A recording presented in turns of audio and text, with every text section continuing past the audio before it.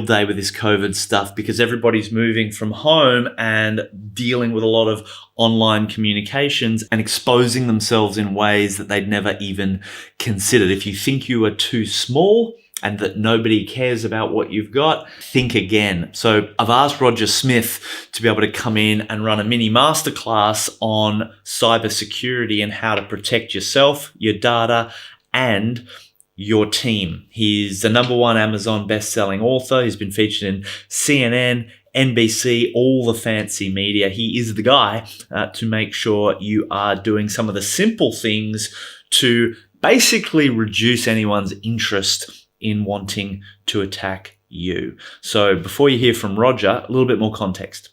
So you're about to sit in on a session from one of our crisis reinvention team, but let me give you some quick context.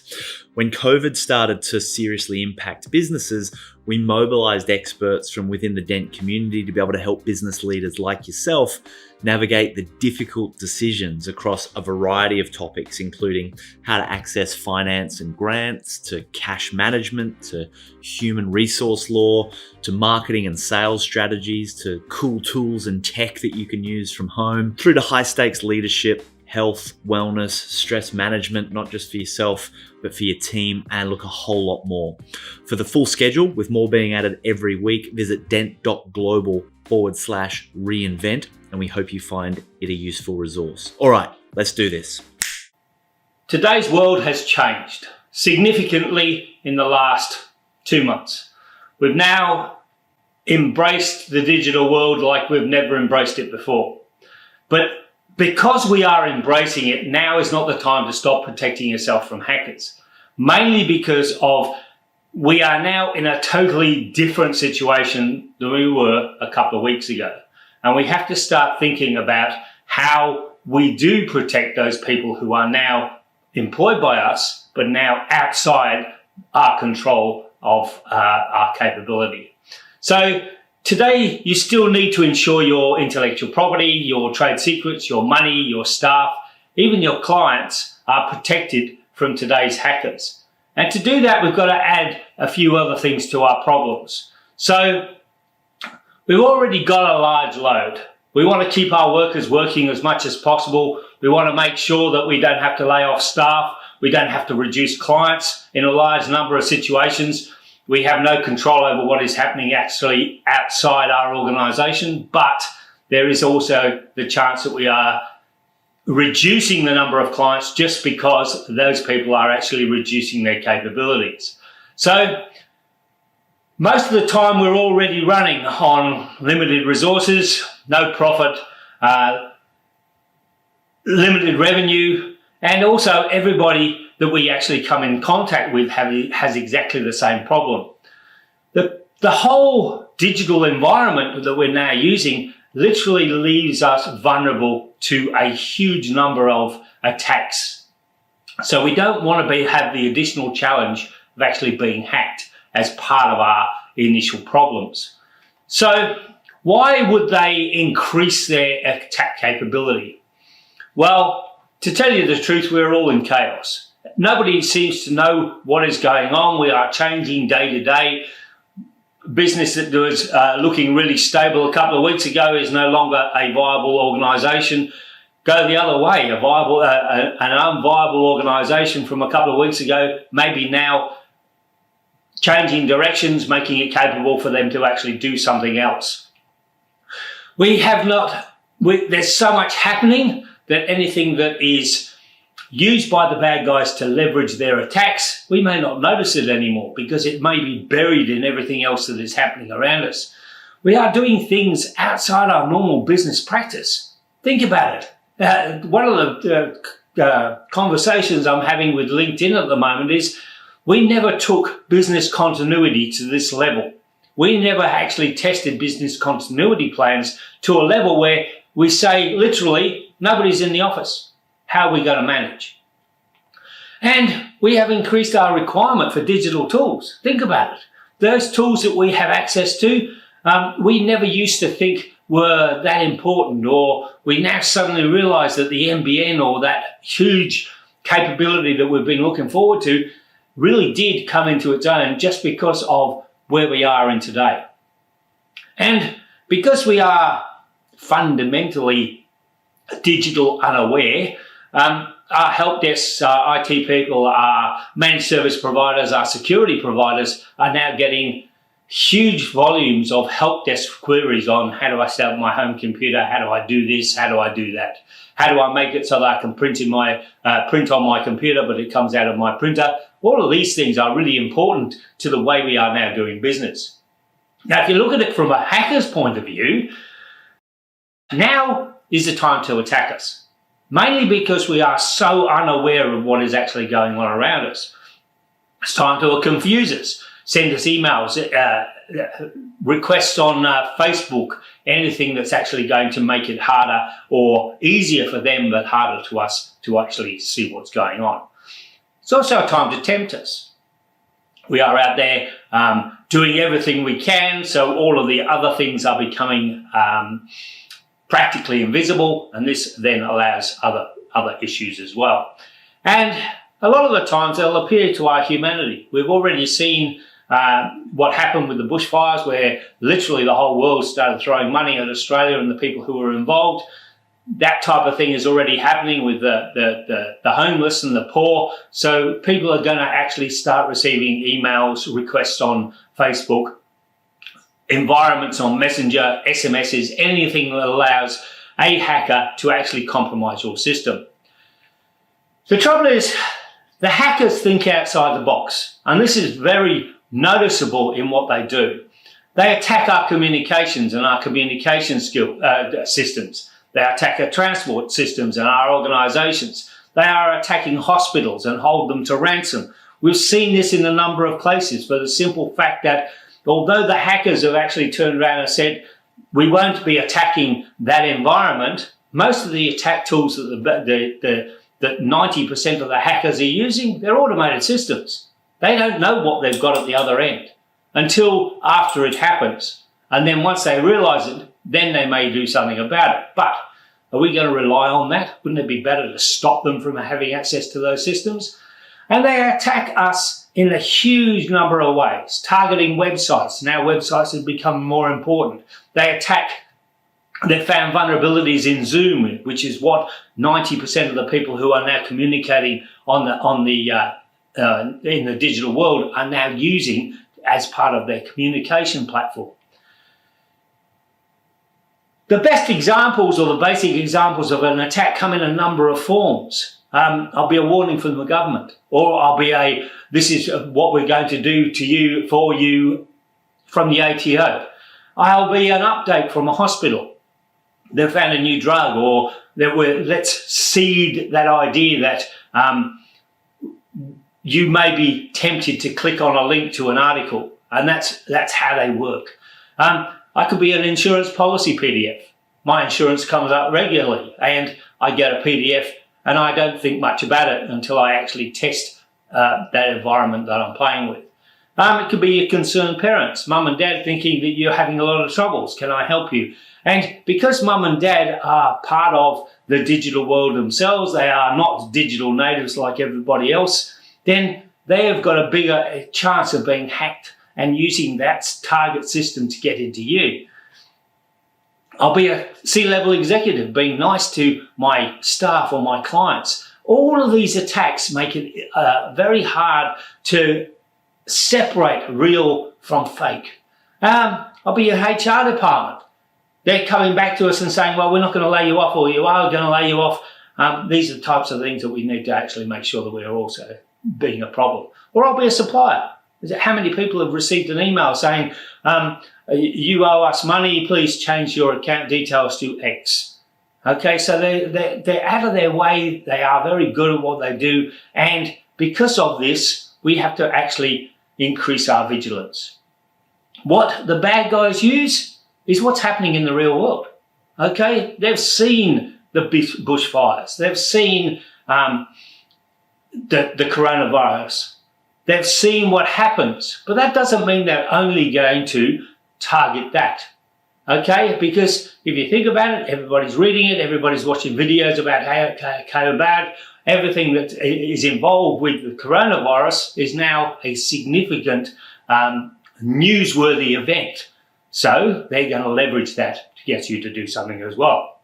But they'll always fall back to their other subject matters. Okay, game cheats, infecting websites, using celebrity to get you to actually do something that you shouldn't be doing. And it works on email, works on social media, works on websites, and they are all used to target us. Okay, it doesn't matter who you are, you can get an email that says, please do X, and that's a targeted attack. Not necessarily on you, it's just a phishing attack, but it can be a targeted attack just about what's going on. So, one of the big problems that we have is this attitude that small, medium business enterprises have, and that is, we are too small to be a target, we have nothing worth stealing, and it will never happen to us or you. The problem with all of these rhetorical questions is they're all wrong, okay? The bad guys use automated systems significantly. And by using those automated systems significantly, it doesn't matter where you are, who you are, what you do, how you do it. If you are connected to the internet, you are now a target. Doesn't matter whether it's a mobile phone, doesn't matter whether it's a laptop. If you have a connection to the internet in some way, then you are a target. So when it comes to we are too small, it's irrelevant. You have devices that are connected to the internet in some way that makes you a target. You're going to receive email. You're going to open up Facebook. Those are the parts that are being targeted. We have nothing worth stealing. Well, yes, you have. Because even if you've got no monetary value on your system, you may have intellectual property, trade secrets. You have access to other people, whether they are clients, your staff, your mates, anybody in that environment. And it will never happen to you? Well, yes, it can. We've seen significant attacks that have come about for the simple fact that people have thought it would never happen to us. And these are really, really important systems that we have to actually take into account. Now, the other thing about this is stop taking it personal, because it's not personal. They have automated systems that target what you are connected to. If you are connected to an email system, they will target the email system. They don't give a damn whether you've got an account on that email system. The email system is the target. So when it comes to protecting ourselves, especially in our environments that have now expanded significantly. We used to have the control, we used to have a system, everybody was in the office, that system was protected by firewalls or systems that we put in place. We had access to cloud data. That cloud data, again, we had a connection between those two environments, and it allowed us to actually do what we ended up doing. So there's a couple of things that we can actually apply. So the ASD, Australian Signals Directorate, came up with what we call the Essential 8. Now, they are business security rules for both work and for people who are working from home.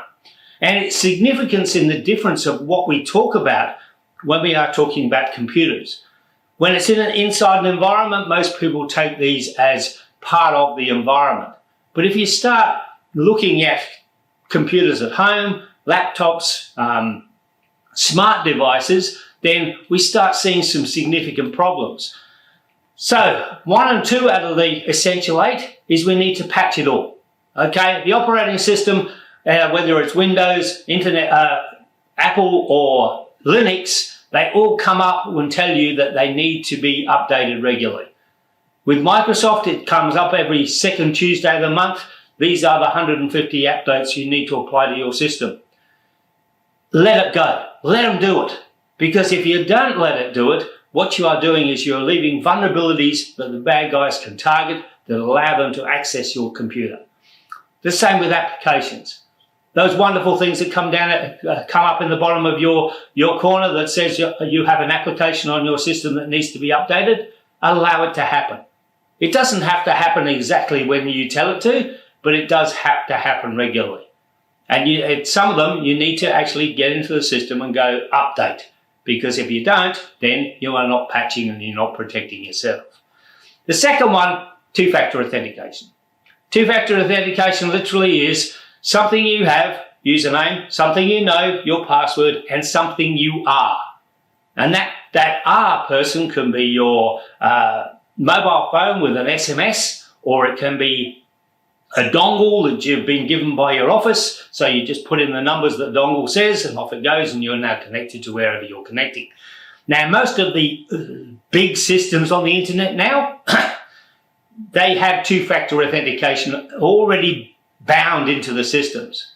And if that two-factor authentication is done properly, once you've done it on your computer, you'd never have to do it again. It's just verifying that you own the computer and you have access to the two-factor authentication component. But two-factor authentication is a good protective strategy as well, because if you have two-factor authentication in place and someone uses your username and password and it triggers your two-factor authentication call, then you know that something is going on. And it then becomes a huge problem of how you solve that solution. Get in there, change your password is the best thing you can do. You need to back it up. When it comes to making sure that data is safe, one of the big problems we're going to face really shortly is the fact that all of these people who are working from home now have all of that information, that intellectual property, all those trade secrets, are going to be on home computers or outside the control of the network. And because they are outside the control of the network, your network, they're still backing up, they're still doing the right thing, they're still protecting the data, but this information outside that network is now in a very vulnerable position, because if something happens to that device, you get a piece of malware on the system, you get a crash of the hard drive, you've now lost all that data. So you need to make sure that either those people who are working away from home are still storing data on the main system, otherwise that information is now going to disappear, and or the information that is outside that network needs to be backed up in some way. Don't rely on Google Apps and OneDrive as your backup system, because it's not. And it can create problems if something happens, and some of the new malware that we've seen is now targeting OneDrive and Google Apps, which means that they will encrypt that data. It's encrypted on the server as well. That's a huge problem in itself. Application whitelisting, number 5. Application whitelisting is all about making sure that only applications that are allowed to run on a computer are allowed to run. It's usually defined in a SOE or a standard operating environment, and because of that, whenever people install an app, it'll come up and say you still can't run it because you've got the application whitelisted, or it means that there are controls in place that if a piece of malware gets onto the system, then it will not cause a problem for you because it won't be able to run. Application operating system hardening. Now, when it comes to smart devices, for instance, how many people have got lots and lots of apps on their phone? And most of those apps, if they're not part of the operating system, are just running in the background, which means that if they've got a vulnerability, they can be targeted. If they can be targeted, then you can lose control of your device.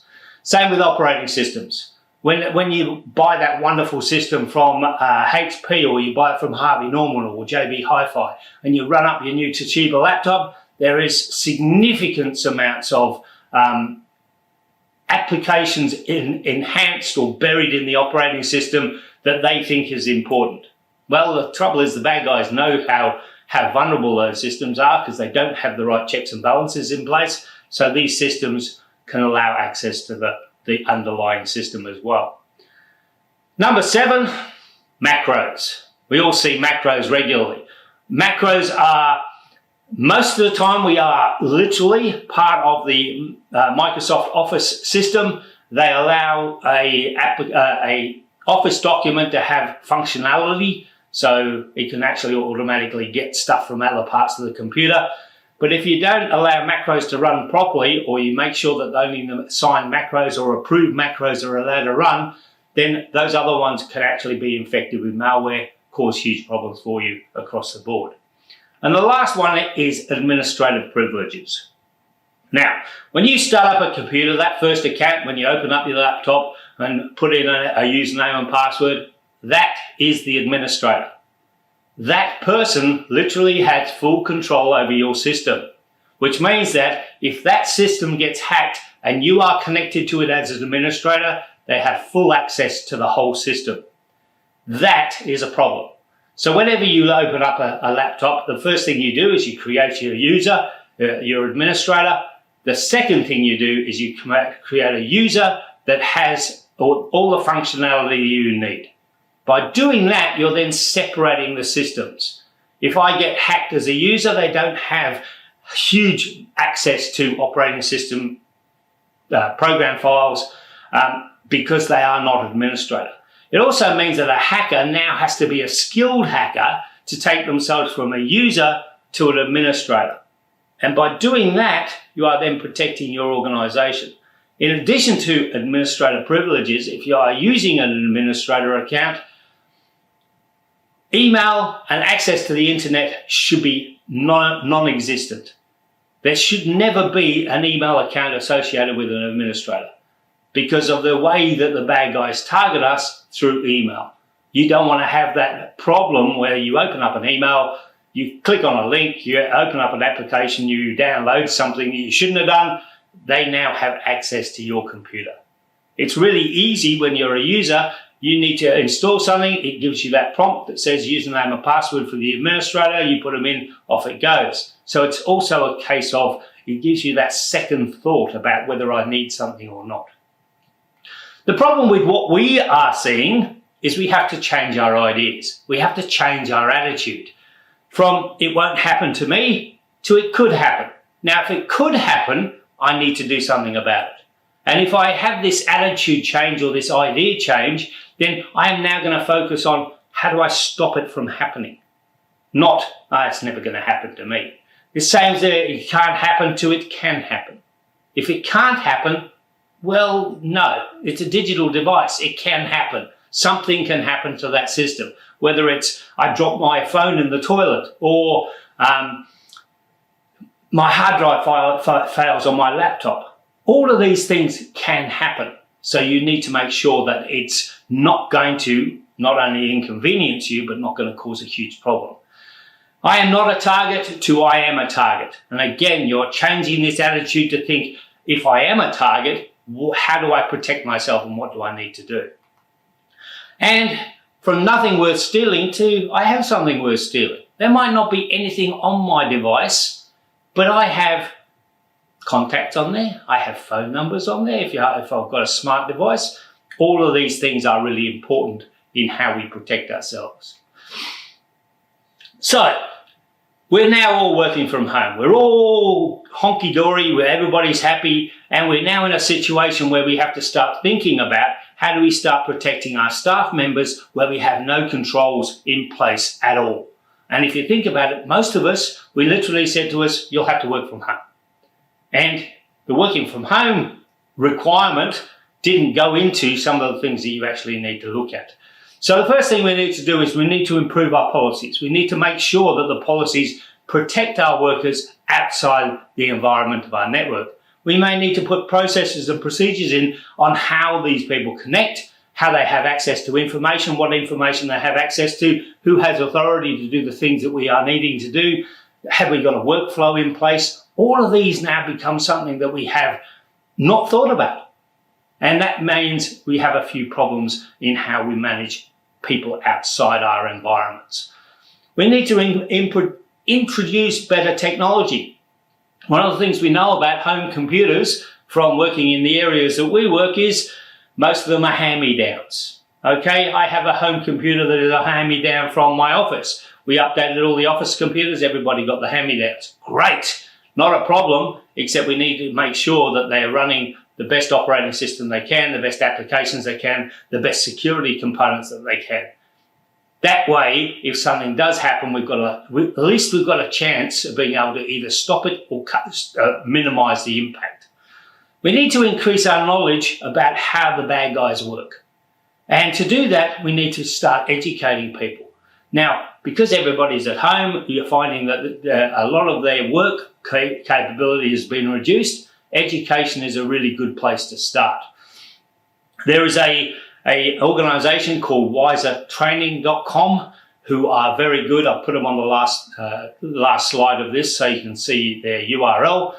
They have a 20-part free course on how the knowledge of protecting organisations can be achieved literally through 1-minute videos.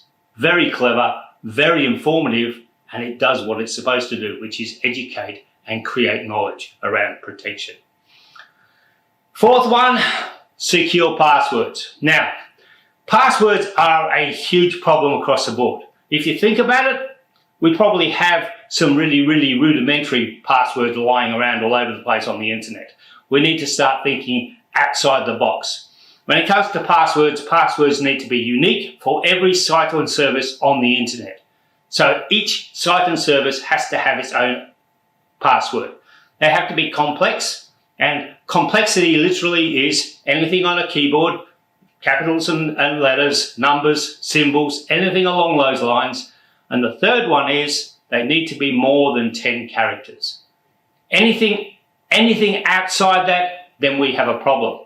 Now, one of the big problems we have is people have got this attitude that passwords aren't important. When you think about passwords, they're easy for us to remember, but they're also easy for the computers to break. And that's the significant part of how we understand passwords themselves.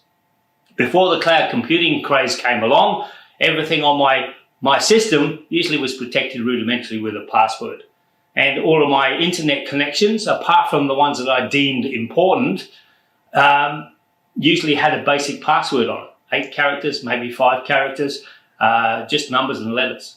Okay, these are bad situations to be in at the moment. So because they're more than 10, I can go into a huge spiel about how that security component is really important. Not the place or time, but we will do another video on just passwords and why they are important. If you're working from home, most people have got their ISP's router that's been delivered. The NBN has been plugged in, we turn it on, off it goes. We are now connected to the internet. We don't worry about anything else, apart from maybe how do I connect to it. Most of us fail to reset those default systems.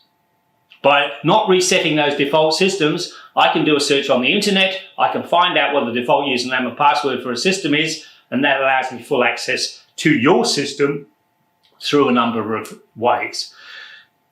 Resetting defaults also means that if you've got things like smart TVs, smart fridges, you've got a system that you are accessing outside the home, they need to have their defaults reset as well.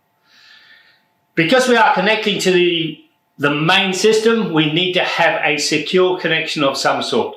Whether that's SSL over a web page or it's a VPN that we set up on the system that allows total access to whatever you're allowed to access. Now, what this does is it increases the protective strategy around the organization. It now incorporates that computer and allows it access to the system, but you've got to set it up properly. If this computer gets compromised, is it going to allow access to the main corporate network? Because if it does, then you need to do something about it, going back to policies, processes, and procedures. Everybody at home has a Wi-Fi, and the number of Wi-Fis that we find that haven't even got a password on them is frightening. Again, this is a really good way in, and don't think the bad guys haven't seen this regularly. There are websites on the internet that tell you, or tell me, being a pseudo bad guy, how to get into or what insecure Wi-Fi networks are around, what street, what the name is, what I need to do. Now, not only are they a problem to get into systems, so I can get into using that Wi-Fi without a password, I can get into your home network, but I can then leverage that to attack someone else. So you now become a proxy that allows me to hide what I'm doing because you are the person who is deemed to be attacking someone, and or it allows all of that capability to cause major problems for you yourself. Because if I can get into your system, maybe I can store my kiddie porn on it, for instance. And that then becomes a problem for you, not for them. And the last one is we need to think about a different mindset. Going back to what I was talking about a couple of slides before, we need to come up with better ways of thinking outside the box. And because of that, we now need to start thinking about how we protect ourselves, our data, our technology, anything that needs to be or may be attacked by the bad guys themselves. So when it comes to these type of things, we've got to think. We've got to think and think again. The type of problems that we have are because there are vulnerabilities on all of the systems we use. Whether those vulnerabilities are human, because I haven't been educated, I don't have the knowledge about what a phishing attack or a spear phishing attack is, or the technology. We've just seen recently how Zoom, which was used by probably 0.001% of the population, is now using 30 to 40% of the population are now using it. Okay, when it was down here, it wasn't a viable alternative for the bad guys to actually target. They didn't look at the vulnerabilities of Zoom. They didn't see how it could be exploited.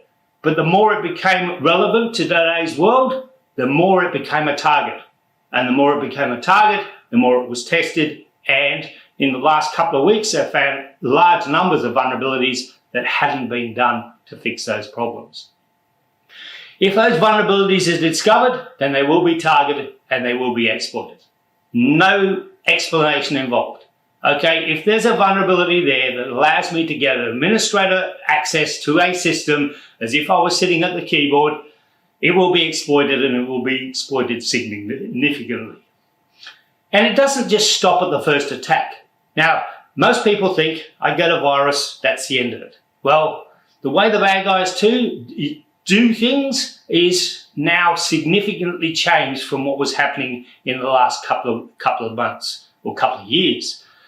We now have what is called an advanced persistent threat. They will get in there, they will then quite happily target a device, they will look at all of the other devices on a network, and they will then target those devices. So I find this one, and I do something about it, I remove it, I've already got a foothold in all the other environments, especially things like smart devices.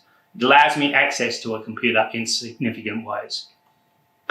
And we are a trusting group of people. We're a trusting organism. We trust everybody.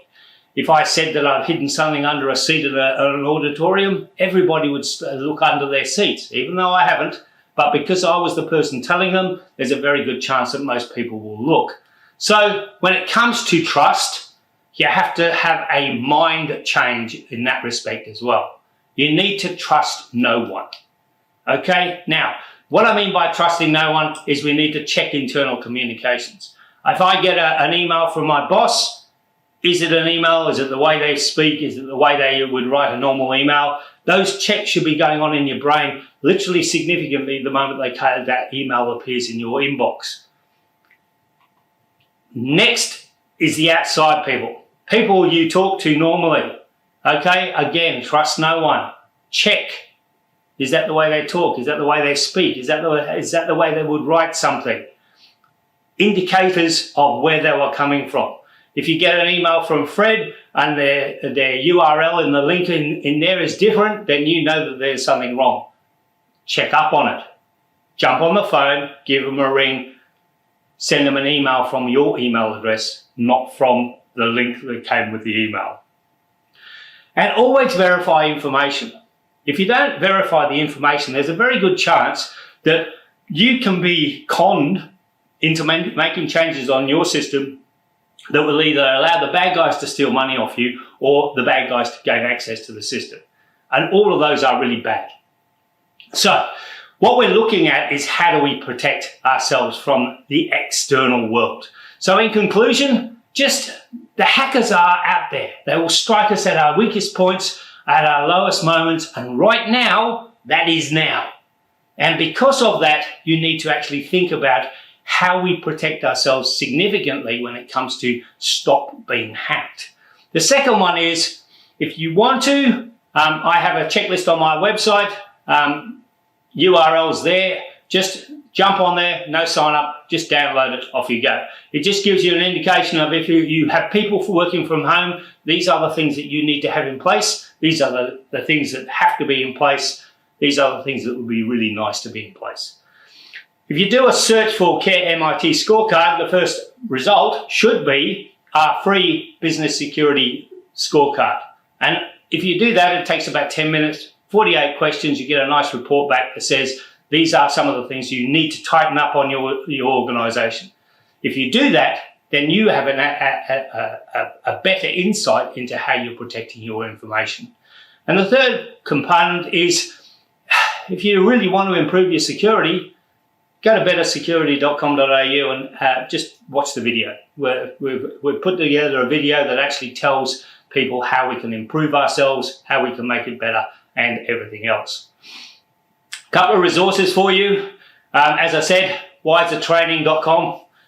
Free education and training, really good URL to really sink your teeth into. You can actually control it, sign up as a business, and then you can farm out or send out emails to all of your staff. That system will track them, tell them when they're not doing it properly, tell them when they're doing things that they shouldn't be doing.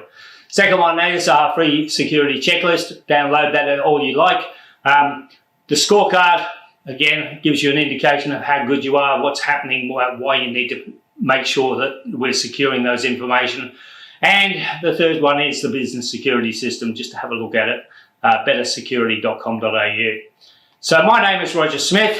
I am the CEO of Care MIT. Thank you for listening. It's been, hopefully you've got more out of it. If you need anything, just contact us. We are quite happy. We are continuing to work, even from broken computers all the way down to troubleshooting problems with a network. Anything along those lines, we are there. So give us a call. Thank you. For more expert talks, just visit dent.global/reinvent, because we believe that the decisions that you make now matter more than ever. We started Dent 10 years ago in the middle of the GFC in London, and we shared the key person of influence methodology as a tool to be able to help businesses thrive despite the chaos. Today, it's a best-selling book, and over 3,000 businesses use the methodology like an operating system for driving performance. And we've learned that regardless of economic conditions, that your primary focus as a founder should be showing up as the go-to brand, the key person of influence in your industry. More important than systems or social media, more important than Facebook videos or launching a website, the goal of showing up as the key person of influence in your industry should be the organizing force. It should be the primary objective that helps align all your other decision making. Because as your influence and reach expands, it becomes easier and cheaper to attract clients, team, media, even investors. When times are tough, it's the key people of influence that become even more valuable and even more in demand. And if you've been in business for a while, you're probably a lot closer than you think. So every week that this COVID-19 thing continues, I'm going to be hosting a weekly talk to be able to help business leaders like yourself recalibrate their focus so they can make the most of the times that we're in. If you're interested in jumping on a Zoom and saying hi with me, you can find the link to register for my sessions as well as all of the crisis response team sessions at dent.global/reinvent. If you found this useful, let us know. My name's Glenn Carlson, and please be brave, have fun. Let's go make a dent in the universe.